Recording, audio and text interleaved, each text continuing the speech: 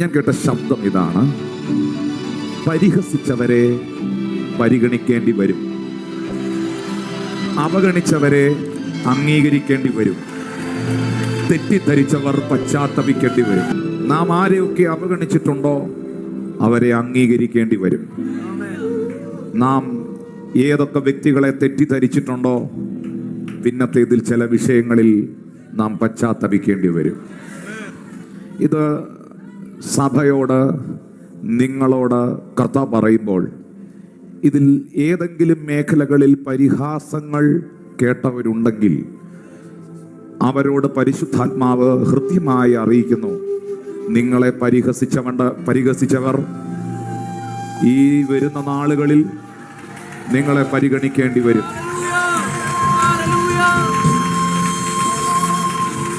നിങ്ങളെ അവഗണിച്ചവർ, നിങ്ങളെ അവഗണിച്ചവരെ കൊണ്ട് ദൈവം അംഗീകരിപ്പിക്കും. നിങ്ങളെ തെറ്റിദ്ധരിച്ചവർ പശ്ചാത്തപിക്കേണ്ടി വരും.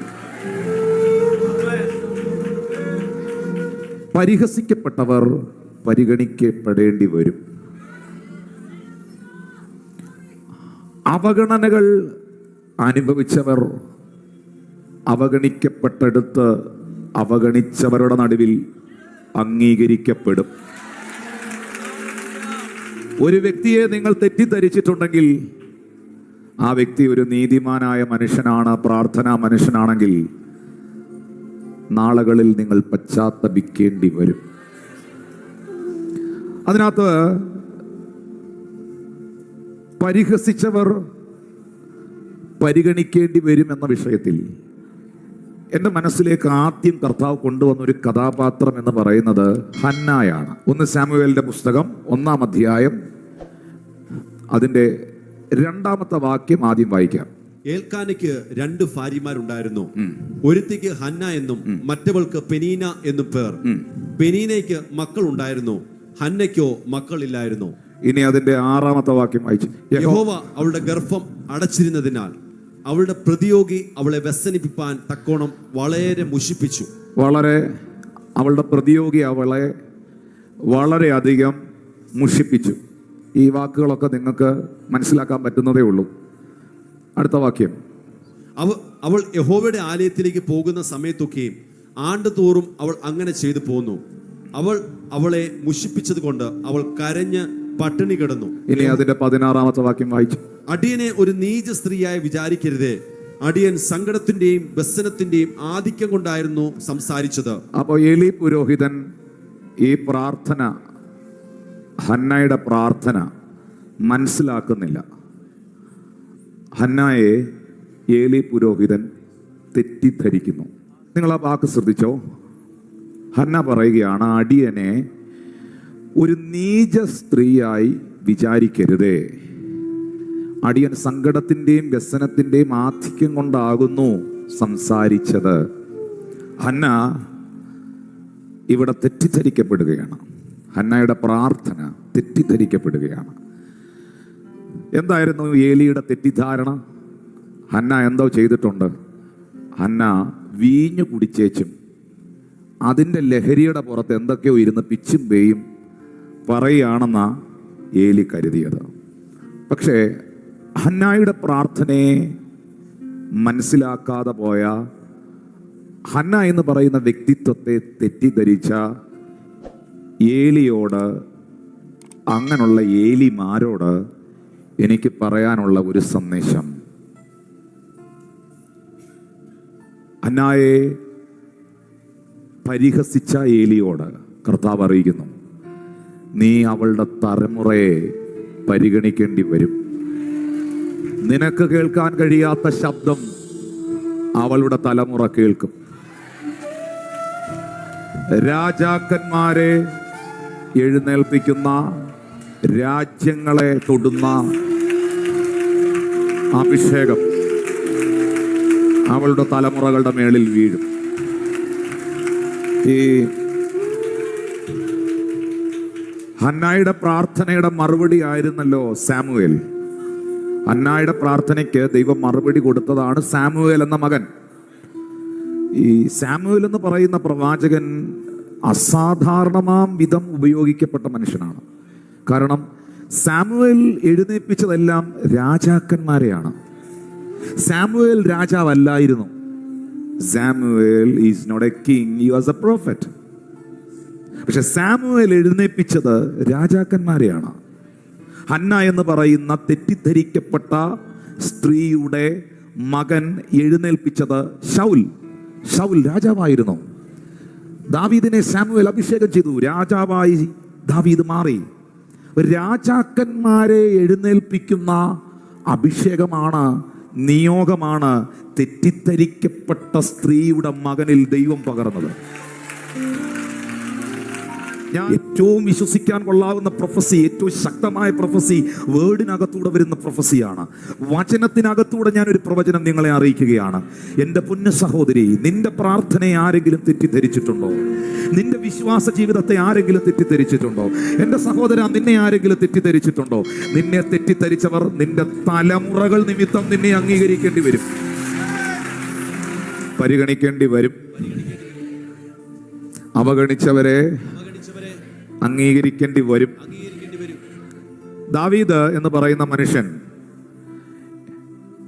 ഏലാ താഴ്വരയിലേക്ക് ഇറങ്ങി വരുന്ന സമയത്ത് ദാവീദിന്റെ സഹോദരങ്ങൾ ദാവീദിനോട് പറയുന്ന ഒരു വാക്കുണ്ട്. ദാവീദിന്റെ ജ്യേഷ്ഠൻ 1 സാമുവേലിന്റെ പ്രവചന പുസ്തകം 17-ാം അധ്യായം 33-ാമത്തെ വാക്യം. 1 സാമുവേൽ 17:33. ശൗൽ ദാവീദിനോട്, ഈ ഫിലിസ്തീനോട് ചെന്ന് അംഗം പൊരുതുവാൻ നിനക്ക് പ്രാപ്തിയില്ല, നീ ബാലനത്രേ, അവനോ ബാല്യം മുതൽ യോദ്ധാവാകുന്നു എന്ന് പറഞ്ഞു. അവരോട് അവൻ സംസാരിക്കുന്നത് അവന്റെ മൂത്ത ജ്യേഷ്ഠൻ. അവിടെയാണ് വായിക്കേണ്ടത്. അവനോട് സംസാരിക്കുന്നത് അവന്റെ മൂത്ത ജ്യേഷ്ഠൻ ഏലിയാബ് കേട്ട് ദാവീദിനോട് കോപിച്ചിട്ട്, നീ ഇവിടെ എന്തിനു വന്നു?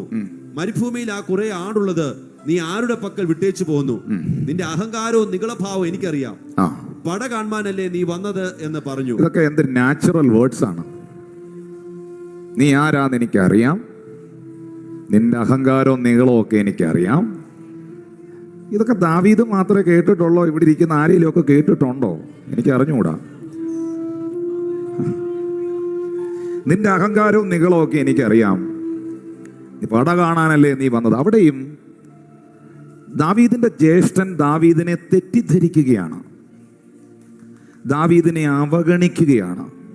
എൻ്റെ ചോദ്യം, ഏലിയാബ് എന്ന് പറയുന്നത് ദാവീദിന്റെ ജ്യേഷ്ഠൻ ഏലിയാബേ, നീ അവഗണിച്ച നിന്റെ സഹോദരനെ മണിക്കൂറുകൾക്കകത്ത് നിനക്ക് പരിഗണിക്കേണ്ടി വന്നില്ലേ?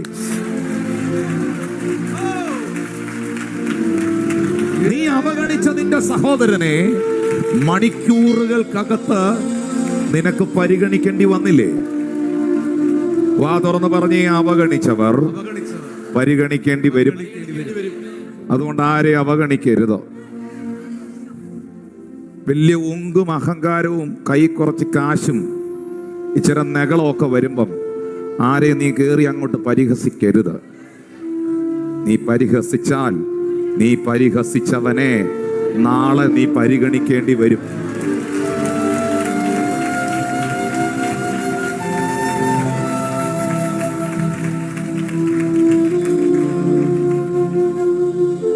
ഏലിയാബ് ദാവീദിനോട് ദേഷ്യപ്പെടുകയാണ്. അവന്റെ ജ്യേഷ്ഠൻ എന്ന പദവിയിൽ നിന്ന് ദേഷ്യപ്പെടുകയാണ്.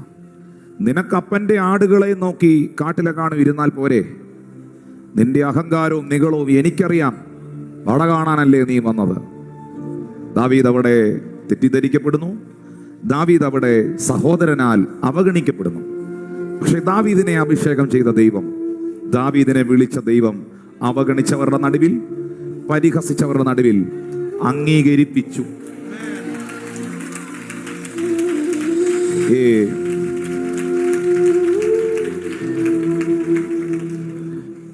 ഗോലിയാത്ത് എന്നതാ പറഞ്ഞ്? ഗോലിയാത്ത് എന്നതാ ദാവീദിനെ നോക്കി പറഞ്ഞ്? ഗോലിയാത്ത് പറഞ്ഞത് അതിന്റെ 42-ാമത്തെ വാക്യത്തിലാണ് കിടക്കുന്നത്. 17:42. ഫിലിസ്ത്യൻ നോക്കി ദാവീദിനെ കണ്ടപ്പോൾ അവനെ നിന്ദിച്ചു. അവൻ തീരെ ബാലനും പവിഴ നിറമുള്ളവനും കോമള രൂപനും എന്ന് പറഞ്ഞാൽ ഈ എക്സ്റ്റേണൽ അപ്പിയറൻസ് കണ്ട് മിസ്അണ്ടർസ്റ്റാൻഡ് ചെയ്തു. ഇവൻ ഇത്രയൊക്കെ ഉള്ളൂ, ദൈവ പൈതലേ, ആരെയും നോക്കി അങ്ങനെ പറയരുത്. അവൻ അത്രയൊക്കെ കാണുമുള്ളായിരിക്കും, പക്ഷെ അവനെ വിളിച്ചവൻ അവനിലും വലിയവനാണെന്നുള്ള കാര്യം ഓർക്കണം. ഞാൻ ഈ പറയുന്നത് ഒരു ചരിത്രമാണ്, ഞാൻ ഈ പറയുന്നത് ഒരു യാഥാർത്ഥ്യമാണ്. കാരണം കൂടാതെ ആരെയൊക്കെ അവഗണിച്ചിട്ടുണ്ടോ, കാരണം കൂടാതെ ആരെയൊക്കെ പരിഹസിച്ചിട്ടുണ്ടോ, കാരണം കൂടാതെ ആരെയൊക്കെ ത്യജിച്ചു കളയാൻ നോക്കിയിട്ടുണ്ടോ, ആ വ്യക്തി ദൈവാശ്രയ ബോധമുള്ള വ്യക്തിയായിരുന്നു എങ്കിൽ ഉറപ്പായിട്ടും ഈ പരിഹസിച്ചവൻ, അവൻ്റെ മക്കൾ നാളുകളിൽ അവനെ പരിഗണിക്കേണ്ടി വന്നിട്ടുണ്ട്. അതുകൊണ്ടാണ് യെശയ്യാവിന്റെ പ്രവചന പുസ്തകത്തിൽ യെശയ്യാവ് പറയുന്നത്, നിന്നെ നിന്ദിച്ചവർ നിന്റെ കാൽ പിടിച്ച് നിന്നെ നമസ്കരിക്കേണ്ടി വരും. ഇവിടെ ദാവീദിന്റെ സഹോദരൻ ഏലിയാബ് ദാവീദിനെ തെറ്റിദ്ധരിക്കുന്നു, അവഗണിക്കുന്നു. അവഗണിച്ചവന്റെ മുൻപിൽ മണിക്കൂറുകൾക്കകത്ത് ഒരു രാജ്യത്തിന് അവനെ പരിഗണിക്കേണ്ടതായി വരും. ഞാൻ ഈ മനുഷ്യന്റെ ഈ അവഗണനകളും, ഈ ദാവീദ് എന്ന് പറയുന്ന മനുഷ്യൻ ഒത്തിരി അവഗണനകളും തെറ്റിദ്ധാരണകളും ഉണ്ടായിട്ടുള്ള വ്യക്തിത്വമാണ്. ഒത്തിരി തെറ്റിദ്ധാരണകളിലൂടെ, അവഗണനകളിലൂടെ പോയിട്ടുള്ള മനുഷ്യനാണ്. നമ്മുടെയൊക്കെ ജീവിതത്തിലൊക്കെ ഇത് കയറി വരാം, വരത്തില്ലെന്നല്ല, കയറി വരാം. അപ്പൊ ഈ വചനം ഓർക്കണം, ഈ വചനം ഓർക്കണം. എന്തിനാ ഞാൻ വചനം പ്രസംഗിക്കുന്നത്? നിങ്ങളെ കർത്താവ് ഈ വചനത്തിലൂടെ ശക്തിപ്പെടുത്തുകയും നിങ്ങളോട് സംസാരിക്കുകയും ചെയ്യുകയാണ്. നിന്റെ ജീവിതം ക്രിസ്തുവിൽ ബലപ്പെടണമെങ്കിൽ അവന്റെ വചനം നിന്റെ അകത്ത് കയറണം.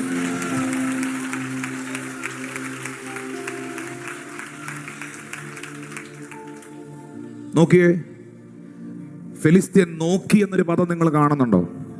ആരെ? ദാവീദിനെ. പുറമേ ഉള്ള അവന്റെ രൂപവും അവന്റെ എക്സ്റ്റേണൽ അപ്പിയറൻസും കണ്ടിട്ട് ഗോലിയാത്ത് ജഡ്ജ് ചെയ്യുകയാണ്. ഇവനായിരുന്നോ? ഇവനൊന്നുമല്ല, ഇവൻ എന്നെ ഒന്നും ചെയ്യാൻ പറ്റുകയില്ല.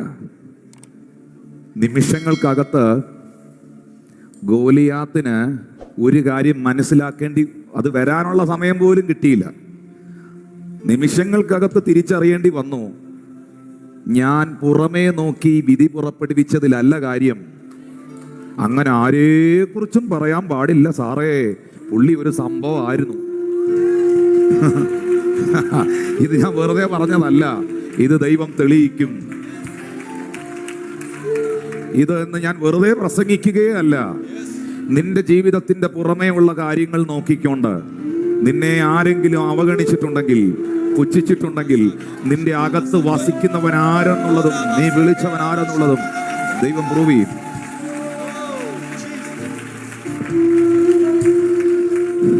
ദാവീദിന് ഹൈറ്റും വെയിറ്റും ഇല്ലാത്തതിന്റെ പേരിൽ കൊച്ചു പയ്യനായതുകൊണ്ടാണ് ഈ നിന്ന.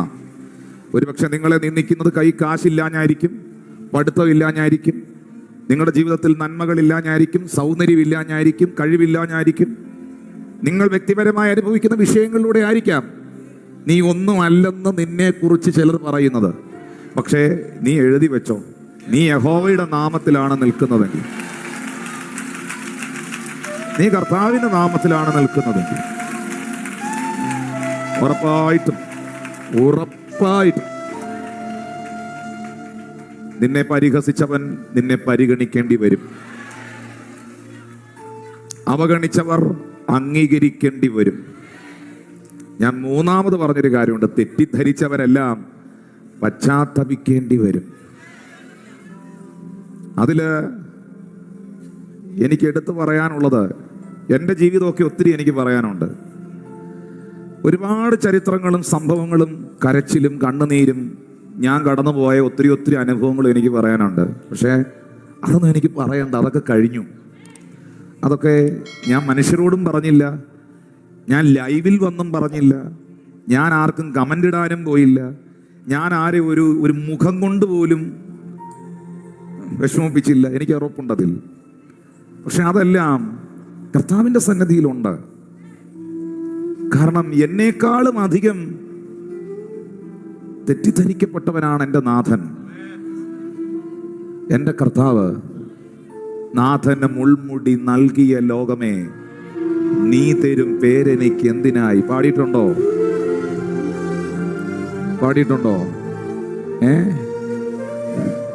ലോകത്തിലെ ഏറ്റവും അതിശക്തനായ അഭിഷിക്തൻ ആരെന്ന് ചോദിച്ചാൽ ഞാൻ പറയും എൻ്റെ യേശു. എന്നാൽ ലോകത്തിൽ ഏറ്റവും കൂടുതൽ ആൾക്കാർ തെറ്റിദ്ധരിച്ച ആ കാലഘട്ടത്തിൽ ഏറ്റവും കൂടുതൽ ആൾക്കാർ തെറ്റിദ്ധരിച്ചവൻ ആരെന്ന് ചോദിച്ചാൽ ഞാൻ പറയും എൻ്റെ യേശു. ചിലർ പറഞ്ഞു ഇവൻ വ്യഭിചാരപുത്രനാണ്, ചിലർ പറഞ്ഞു ഇവൻ ശമര്യനാണ്, ചിലർ പറഞ്ഞു ഇവനിൽ ഭൂതമുണ്ട്, ഇവൻ ആള് റെഡിയല്ല, ഇവൻ കുഴപ്പക്കാരനാണ്. ഒത്തിരി ഒത്തിരി തെറ്റിദ്ധാരണകൾ യേശുവിന് കൊടുത്ത ലോകത്തിന്, സമൂഹത്തിന് പശ്ചാത്തപിക്കേണ്ടി വന്നോ പുനരുത്ഥാനത്തിന്റെ നാളിൽ? പറ.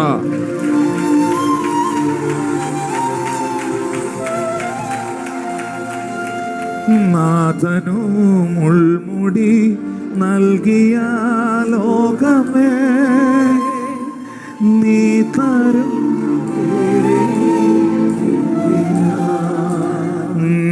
നാഥനു മുൾമുടി നൽകിയ ലോകമേ നീ തരും പേരനിക്കെന്തിനാ? മോക്ഷയാത്രയാണിത് ഞാൻ നടപ്പത്, കാഴ്ചയാലെയല്ല വിശ്വാസത്താലയാ. മോക്ഷയാത്രയാണിത് ഞാൻ നടപ്പത്, കാഴ്ചയാലെയല്ല വിശ്വാസത്താലയാ. വീഴ്ചകൾ കാഴ്ചകൾ വന്നിടും വേളയിൽ ഓ രക്ഷകൻ കൈകളിൽ താങ്ങിടും. കർത്താവായ യേശു ക്രിസ്തു ശിമയോന്റെ ഭവനത്തിൽ വന്നപ്പോൾ ഒരു പാപിനിയായ സ്ത്രീ കർത്താവിന്റെ കാലെ വന്നിരുന്ന് പൊട്ടിക്കരഞ്ഞ് പ്രാർത്ഥിച്ചു. കണ്ണുനീരുകൊണ്ട് കാല് കഴുകി തലമുടി കൊണ്ട് തുടച്ചു. ഉടനെ ആ വീട്ടിൽ യേശുവിനെ ഭക്ഷണത്തിന് വിളിച്ച മനുഷ്യൻ എന്നതാ പറഞ്ഞെന്നറിയാവോ? ഇവനൊരു യഥാർത്ഥ പ്രവാചകനായിരുന്നെങ്കിൽ ഇവന്റെ കാൽക്കൽ വന്ന് കരയുന്ന ഈ സ്ത്രീ ആരാണെന്ന് ഇവൻ അറിയുമായിരുന്നു. അപ്പോൾ ഉടനെ കർത്താവ് അവന്റെ മനസ്സിലെ വിചാരങ്ങൾ അറിഞ്ഞിട്ട് അവനെ തിരിഞ്ഞു നോക്കി. ആ തിരിഞ്ഞു നോക്കിയ നോട്ടമുണ്ടല്ലോ, എന്റെ പൊന്ന് ശിമയോനെ, നീ എന്നെ തെറ്റിദ്ധരിച്ചത് ഞാൻ അറിഞ്ഞടാ, നീ എന്നെ തെറ്റിദ്ധരിച്ചത് ഞാൻ അറിഞ്ഞടാ എന്നുള്ള നോട്ടമായിരുന്നു. നീ എന്നെ തെറ്റിദ്ധരിച്ചത് ഞാൻ അറിഞ്ഞു.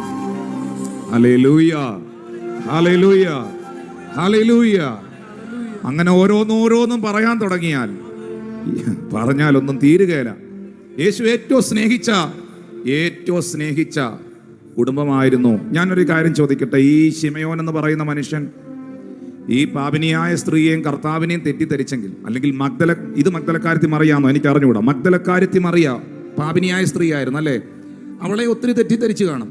കർത്താവിന്റെ കൂട്ടത്തിൽ ഈ മഗ്ദലക്കാരത്തി മറിയം നടക്കുന്ന സമയത്തെ ഇവളെ അറിയാവുന്നവരൊക്കെ ചിന്തിച്ചു കാണും, ആഹാ കൊള്ളാല, ഇവള് ഇപ്പൊ ഈ കൂട്ടത്തിലാണോ? കാരണം അവൾ ആരാ? പാപിനിയായ സ്ത്രീയാ, ഇവള് ഇപ്പൊ ഈ കൂട്ടത്തിലാണോ? അവളെ തെറ്റിദ്ധരിച്ചു കാണും. പക്ഷേ ആ തെറ്റിദ്ധരിച്ചവളാണ് യേശുവിന്റെ ഉയർപ്പിനെ ഈ ഭൂലോകത്തിൽ ആദ്യമായി പ്രസിദ്ധപ്പെടുത്തിയത്. നീ പരിഹസിച്ചവരെയെല്ലാം, നിന്നെ പരിഹസിച്ചവരെല്ലാം പരിഗണിക്കേണ്ടി വരും. ബഥാനി എന്ന് പറയുന്ന വീട്ടിൽ, ഞാനിതൊന്നും ഭാഷ ഒന്നും പ്രിപ്പയർഡ് ഒന്നും അല്ല, കർത്താവ് തരുന്നങ്ങ് പറയുക. ബഥാനി എന്ന് പറയുന്ന വീട്ടിൽ യേശു കർത്താവ് ചെന്നു. ബഥാനിയിൽ യേശു കർത്താവ് ചെല്ലുന്ന ഉടനെ മറിയം എന്താ യേശുവിനോട് പറഞ്ഞേ? കർത്താവെ, നീ ഇവിടെ ഉണ്ടായിരുന്നെങ്കിൽ എൻ്റെ സഹോദരൻ മരിക്കില്ലായിരുന്നു. കണ്ടോ ആ പുള്ളിക്കാരിയുടെ തെറ്റിദ്ധാരണ കണ്ടോ? എന്ന് പറഞ്ഞാൽ നിന്നെ ഞങ്ങൾ നേരത്തെ പാസ്റ്ററോട് ഞങ്ങൾ നേരത്തെ പറഞ്ഞതല്ലയോ പ്രാർത്ഥിക്കാൻ? ഞങ്ങൾ നേരത്തെ വിവരം അറിയിച്ചതല്ലയോ? അന്ന് എൻ്റെ വീട് വരെ ഒന്ന് വന്നായിരുന്നെങ്കിൽ എൻ്റെ സഹോദരൻ ഇങ്ങനെ വരുമായിരുന്നു. ഇതൊക്കെ പുള്ളിക്കാരി ആകെ അങ്ങ് തെറ്റിദ്ധരിച്ചു കർത്താവിനെ. പക്ഷേ തെറ്റിദ്ധരിച്ച മറിയയ്ക്കും കുടുംബത്തിനും മണിക്കൂറുകൾക്കകത്ത് തെറ്റിദ്ധരിച്ചവനെ അംഗീകരിക്കേണ്ടി വന്നില്ലേ? അവളുടെ സഹോദരനെ യേശു ഉയർപ്പിച്ചോ? ഹല്ലേലൂയ. ശബ്ദം ഉയർത്തി ഹല്ലേലൂയ. ഞാൻ വേദപുസ്തകത്തിൽ ഈ വിഷയത്തിൽ ഏറ്റവും പ്രസംഗിച്ചാൽ തീരാത്ത ഒരാളാണ് ജോസഫ്. യോസഫിനെ തെറ്റിദ്ധരിപ്പിക്കാൻ ശ്രമിച്ചു, തെറ്റിദ്ധരിപ്പിച്ചു.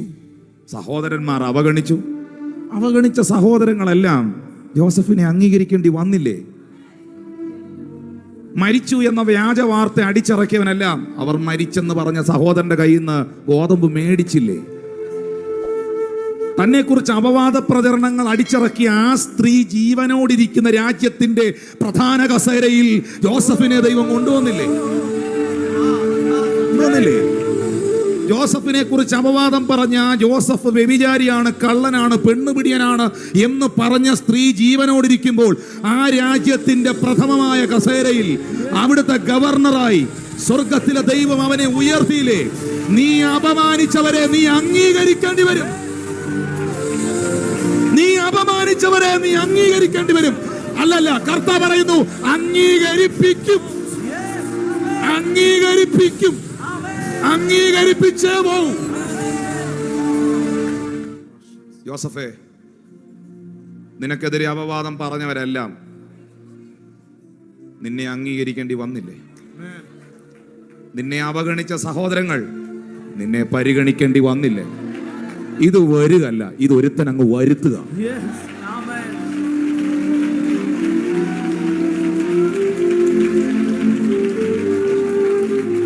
ഇങ്ങനൊരു മോൻ എനിക്ക് ഉണ്ടായിപ്പോയതിൽ ഞാൻ ദുഃഖിക്കുന്നു എന്ന് പറഞ്ഞ് വ്യസനപുത്രൻ എന്ന പേര് കൊടുത്ത ഒരു കഥാപാത്രമുണ്ട്. പുള്ളിയുടെ പേര് എബേസ് എന്ന.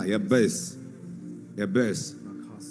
ദിനവൃത്താന്തം 4-ാം അധ്യായം 9-10 വാക്യങ്ങളിൽ ആ മനുഷ്യനെ കാണുന്നത്. 1 ദിനവൃത്താന്തം 4:9-10 വാക്യങ്ങളിൽ. എബേസ് തന്റെ സഹോദരന്മാരെക്കാൾ ഏറ്റവും മാന്യനായിരുന്നു.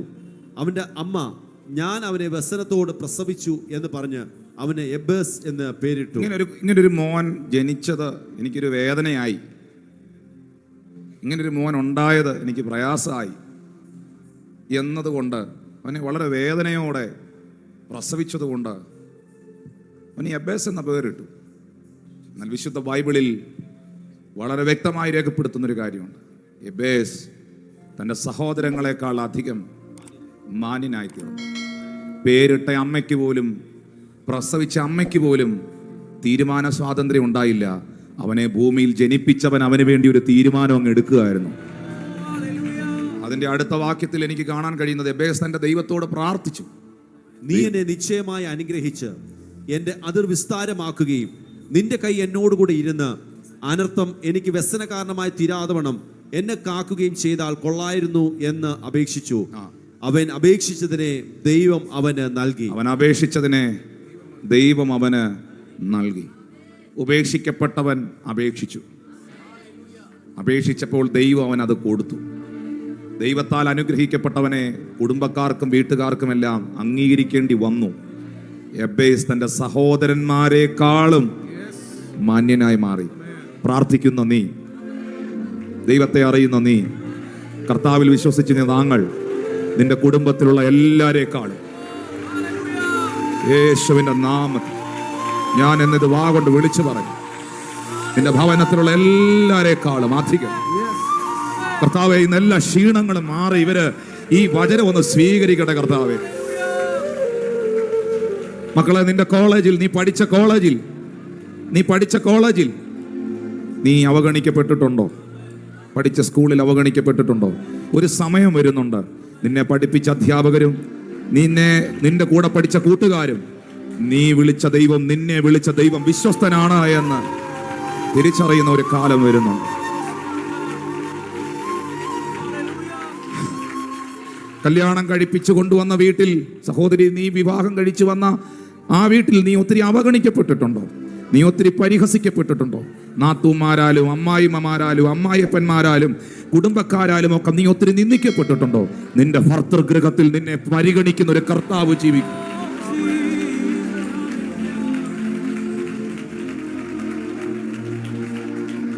എനിക്ക് അറിഞ്ഞുകൂടാ, എന്നെ കൊണ്ട് കർത്താവ് വീണ്ടും വീണ്ടും പറയിക്കുക. ആർക്കൊക്കെ വേണ്ടിയുള്ള ദൂതുകൾ കർത്താവ് എന്നെ കൊണ്ട് പറയിക്കുക. മോളെ, നിന്റെ ഓഫീസിൽ, നീ പഠിക്കുന്നിടത്ത്, നീ വർക്ക് ചെയ്യുന്നിടത്ത്, നിന്റെ കമ്പനിയിൽ, നിന്റെ ജോലി സ്ഥാപനത്തിൽ നീ എവിടെങ്കിലും ഇൻസൾട്ടഡ് ആയിട്ടുണ്ടോ? എവിടെങ്കിലും ആരെങ്കിലും നിന്നെ ഇൻസൾട്ട് ചെയ്തിട്ടുണ്ടോ? നിന്നെ ഇൻസൾട്ട് ചെയ്തവരെയും കൊണ്ട് നിന്നെ അക്സെപ്റ്റ് ചെയ്യിക്കുന്ന ദൈവത്തിന്റെ കരം വിളിച്ചു പറയാമോ? എന്റെ ദൈവം ജോസഫിന്റെ ദൈവം, എന്റെ ദൈവം ഹന്നായുടെ ദൈവം, എന്റെ ദൈവം ദാവീദിന്റെ ദൈവം, എന്റെ ദൈവം യേശുവിന്റെ ദൈവം, എന്റെ ദൈവം മഗ്ദലക്കാരി മറിയയുടെ ദൈവം, എന്റെ ദൈവം പൗലോസിന്റെ ദൈവം. ഓ ഹല്ലേലൂയ! ഞാൻ ആത്മീക ശുശ്രൂഷയിൽ യേശുക്രിസ്തു കഴിഞ്ഞാൽ ഏറ്റവും കൂടുതൽ തെറ്റിദ്ധരിക്കപ്പെട്ട അപ്പോസ്തലനാണ് പൗലോസ്. ഏറ്റവും കൂടുതൽ പുള്ളി എഴുതിയ ഒത്തിരി കാര്യങ്ങളുണ്ട്. പക്ഷെ ഒരൊറ്റ വാക്യം വായിച്ചാൽ മതി, അദ്ദേഹം അനുഭവിച്ച ആൾക്കാർ പുള്ളിയെ മിസ്അണ്ടർസ്റ്റാൻഡ് ചെയ്തതിൻ്റെ ഡെപ്ത് നമുക്ക് പിടികിട്ടും. 2 കൊരിന്ത്യർ 1:12 വായിച്ച്, ഞങ്ങൾ ഈ ലോകത്തിൽ വിശേഷ നിങ്ങളോട് ജഡത്തിന്റെ ജ്ഞാനത്തിലല്ല ദൈവകൃപയിലത്രേ ദൈവം നൽകുന്ന വിശുദ്ധിയിലും നിർമ്മലതയിലും പെരുമാറിയിരിക്കുന്നു എന്ന് ഞങ്ങളുടെ മനസ്സാക്ഷിയുടെ സാക്ഷ്യം തന്നെ ഞങ്ങളുടെ പ്രശംസ. പൗലോസ് പറയാണ്, എനിക്കറിയാം ഞാൻ നിങ്ങളോട് എങ്ങനെയാ പെരുമാറിയെന്ന്. നിങ്ങൾ എന്നെ തെറ്റിദ്ധരിച്ചാലും, കേൾക്കുന്നോ? നിങ്ങൾ എന്നെ തെറ്റിദ്ധരിച്ചാലും, നിങ്ങൾ എൻ്റെ ശുശ്രൂഷയെ കളിയാക്കിയാലും, ഞാൻ നിങ്ങളുടെ ഇടയിൽ എങ്ങനെയാ ശുശ്രൂഷിച്ചെന്നും ഞാൻ നിങ്ങളുടെ ഇടയിൽ എങ്ങനെയാ പെരുമാറിയെന്നും എനിക്കറിയാം. അതെൻ്റെ മനസ്സാക്ഷിയുടെ സാക്ഷ്യം. എൻ്റെ മനസ്സാക്ഷിയിൽ ഞാനൊരു തെറ്റും ചെയ്തിട്ടില്ല. എൻ്റെ മനസ്സാക്ഷി പറയുന്നു ഞാനൊരു തെറ്റും ചെയ്തിട്ടില്ല. ആ മനസ്സാക്ഷി എന്നെ കുറ്റപ്പെടുത്താടുത്തടത്തോളം നിങ്ങളെല്ലാവരും എന്നെ തെറ്റിദ്ധരിച്ചാലും ഞാൻ തെറ്റിദ്ധരിക്കപ്പെടുന്നില്ല. ആ പൗലോസിൻ്റെ വേദനയാണ് പുള്ളി പറയുന്നത്. ഞാൻ ചോദിക്കട്ടെ പ്രിയപ്പെട്ടവരെ, റോമിലുള്ളവർ ഈ മനുഷ്യനെ എത്രയധികം തെറ്റിദ്ധരിച്ച് കാണും? കൊരിന്തിലുള്ളവർ എത്രയധികം തെറ്റിദ്ധരിച്ച് കാണും?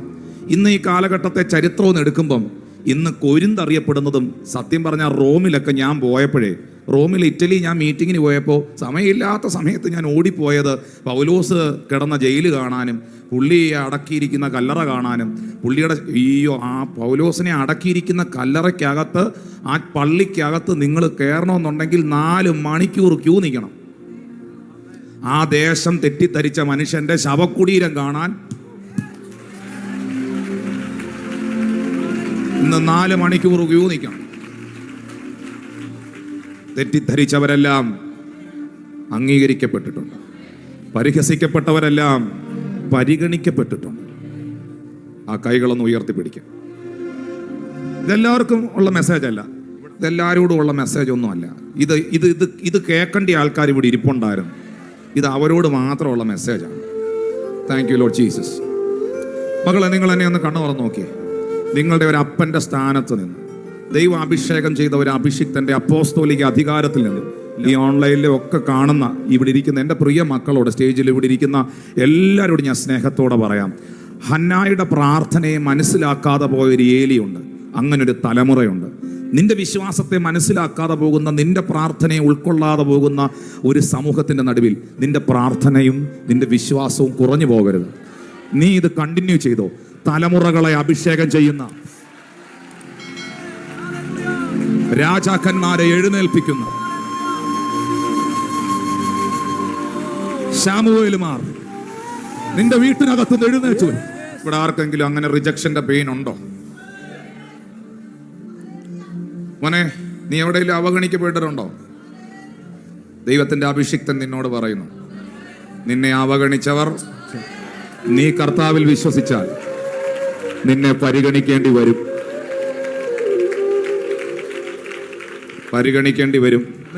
കർത്താവ് മാനിക്കുമെന്ന് ഉറപ്പുണ്ടോ?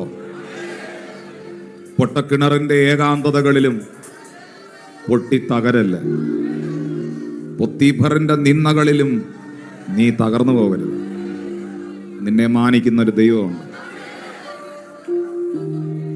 കർത്താവേ, എൻ്റെ സ്വന്തം അപ്പനും അമ്മയും പോലും, എന്നെ പ്രസവിച്ച ഉദരം പോലും എന്നെ മനസ്സിലാക്കുന്നില്ലല്ലോ എന്ന് വേദനയോടെ പറയുന്ന ചില ഇതിനകത്തുണ്ട്. എന്നെ കാണുന്നു.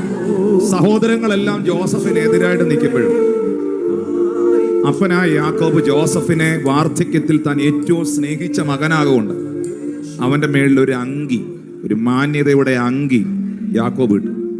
ആ അങ്കിക്ക് പല കളറുകളായിരുന്നു, വിവിധ വർണ്ണങ്ങളായിരുന്നു, വിവിധ നിറങ്ങളായിരുന്നു. അതിലെ ഓരോ നിറങ്ങളും അവൻ്റെ ജീവിതങ്ങളായിരുന്നു. ഇന്ന് ഈ ചർച്ചിൽ നിൽക്കുമ്പോൾ ഞാൻ ആ വെളിപ്പാട് കാണുകയാണ്. നിന്റെ ജീവിതത്തിൽ ഒരു അനുഗ്രഹമല്ല വരാൻ പോകുന്നത്. വിവിധ നിറങ്ങളിൽ, വിവിധ നിറങ്ങളിൽ, വിവിധ നിറങ്ങളിൽ, വിവിധ നിറമുള്ള അങ്കി, വിവിധ നിറമുള്ള അങ്കി. അത് വിശ്വസിക്കുന്നവർ കൈകൾ അടിച്ച് കർത്താവിനെ നന്ദി പറഞ്ഞു.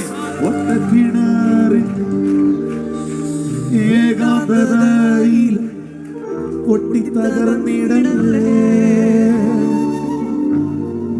പൊത്തിഫറിൻ വീട്ടിൽ നിന്നിതനായാൽ നിരാശനായിടല്ലേ. പിന്നത്തേതിൽ ദൈവം മാനിച്ചിടും.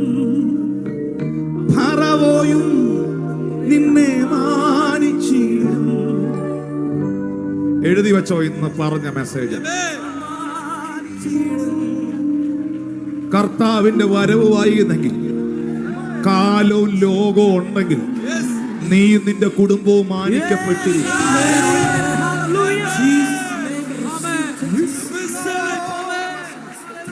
ഹന്നായുടെ ദൈവം എന്റെ ദൈവമാണ്. ജോസഫിന്റെ ദൈവം എന്റെ ദൈവമാണ്. എബ്ബേസിന്റെ ദൈവം എന്റെ ദൈവമാണ്.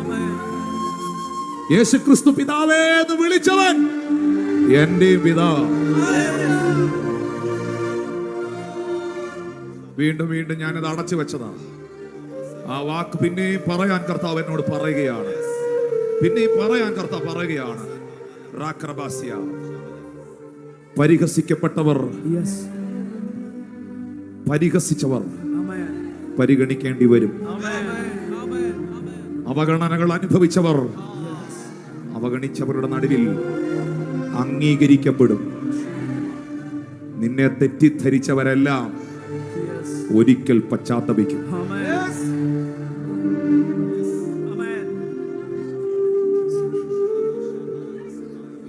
അന്നമാരെല്ലാം ശക്തമായിട്ട് അങ്ങോട്ട് പ്രാർത്ഥിക്കും. നീ ഒരു പെനീനമാരെ നോക്കണ്ട, നീ പ്രാർത്ഥിക്കും. പ്രാർത്ഥിക്കും, പ്രാർത്ഥിക്കും. വിവിധ വർണ്ണങ്ങളുള്ള അങ്കി സ്വർഗം നിന്റെ മേൽ ഇടുക.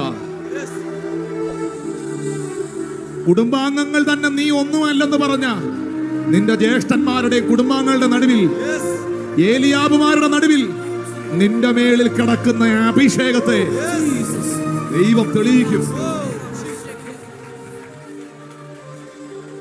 ദൈവം അംഗീകരിച്ചവരെ നമുക്ക് അംഗീകരിക്കാം. കർത്താവ് സ്നേഹിക്കുന്നവരെ നമുക്ക് സ്നേഹിക്കാം.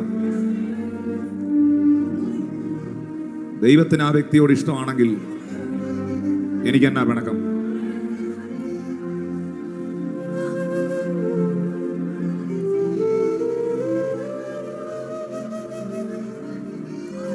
ഞാൻ ഒരു ഉപദേശം തരുന്നു. നിന്നെ പരിഹസിച്ചവരോട് നീ മറുപടി പറയരുത്. നിന്നെ അവഗണിച്ചവരെയും കൊണ്ട് അവർ നിന്നെ അംഗീകരിക്കാൻ വേണ്ടി നീയായിട്ടൊന്നും ചെയ്യരുത്. നിന്നെ തെറ്റിദ്ധരിച്ചവരോട് നീ ഒന്നും തെളിയിക്കാൻ പോകരുത്. നിന്റെ ഉടയവൻ, നിന്റെ ജാമ്യക്കാരൻ നിനക്ക് മുകളിലുണ്ട്. Trust in him. Wait for that. Wait for that. He will prove it. The day is coming. The day is coming. The day is coming. Yes.